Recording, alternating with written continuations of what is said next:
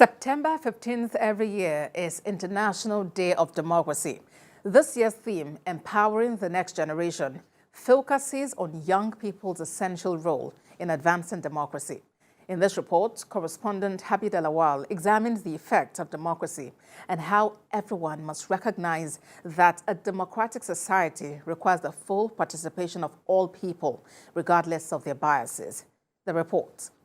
Nigeria's democracy has had a long and troubled relationship with its military. For almost half of its existence as an independent state, Nigeria was under military rule. Our democracy was severely weakened by the civil war and centralization of power during the military era. The conflict helped concentrate oil revenues in the hands of army officials and seeded a powerful, wealthy and often corrupt military elite.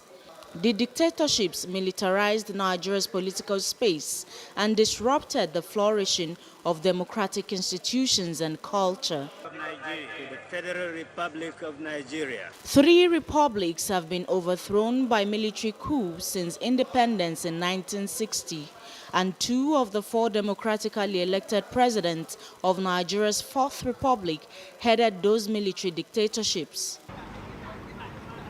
Some commentators say Nigeria is not currently a true democracy due to its entrenched corrupt political class, its dwindling electoral participation, popular suspicion of the ruling class, shrinking civil liberties, and weak democratic institutions.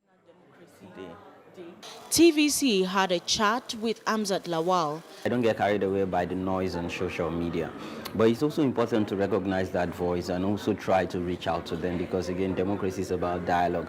Most of them are first-time voters, and some of them, because their candidate did not win, they think, oh, because their candidate did not win, then, Nigeria should, stop. No, it doesn't work that way. Given its history and its current trajectory, democracy is essential to the survival of the Nigerian nation. The military government was not more just, accountable or efficient than democracy, nor was it less corrupt. Given the recent resurgence of coup in Africa, especially in Nigeria's backyard, people who drum the beat of war, they don't know where it will lead, so I don't blame them. And this is also an opportunity where I think that we need to teach more history. We need to make history more fun and have it translate in a way that would relate to this new and younger generation. The theme of this year's International Day of Democracy is Empowering the Next Generation. The UN says it is to encourage young people to get involved in democratic processes so their voices should be heard. No doubt, democracy is stronger when it delivers.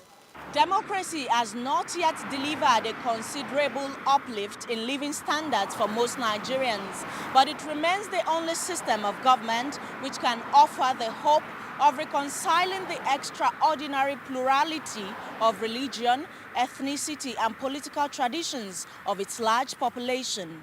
Habib Lawal, TVC News, Abuja.